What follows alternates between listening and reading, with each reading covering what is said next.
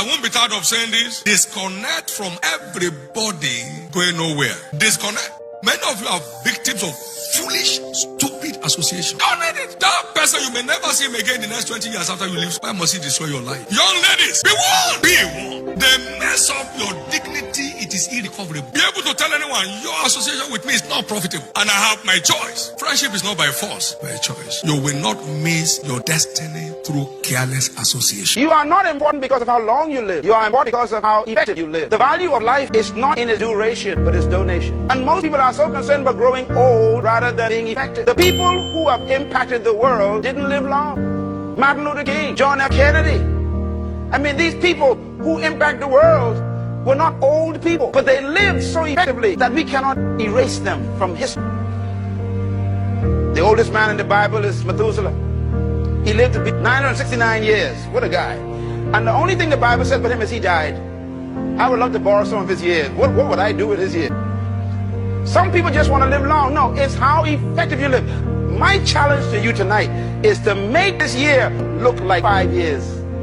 Decide to do so much. Your mouth can correct what is wrong. Your mouth can rectify what is wrong. Your eyes can see evil. Your mouth can speak righteousness. Your body can say, I'm sick, while your mouth can say, I'm well. Your eye can say, I'm blind, I'm dumb, while your mouth say, by his stripes, I'm healed. Your pocket can say, I'm empty, while your mouth say, money is coming by the grace of God. Don't live by sight, live by faith.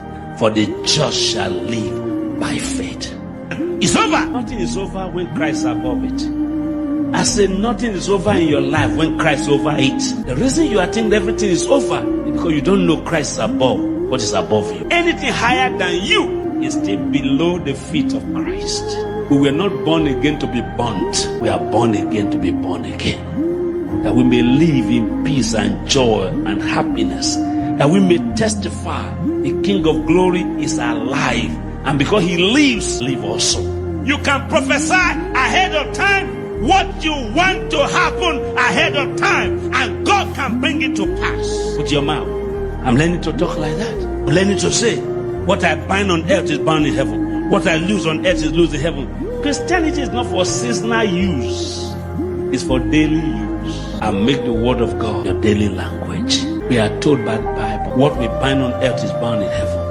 What we lose on earth is loose in heaven. Why don't you talk the way Jesus talked? What did Jesus do with the 5 loaves and 2 fishes? He took it, say that everybody. He blessed it, he broke it, he gave it. Why not you behave like that? Take what is above you, lift it to God, bless it, and release it, and see what God will do with your release. Thing I have learned about prayer, the first assignment of prayer is not to deliver results. You will be disappointed many times if what leads you to consistent prayer is a problem you want to solve. God can answer a prayer request somewhere in church, but when you submit yourself to prayer, the first thing that happens is not results. The first thing that happens is death. Are we together now? That prayer begins to do something within you, and God found something in men that he uses. The moment God sees that the delay in answer is keeping you prayerful, he will prolong it intentionally. That is the only way he can trap you.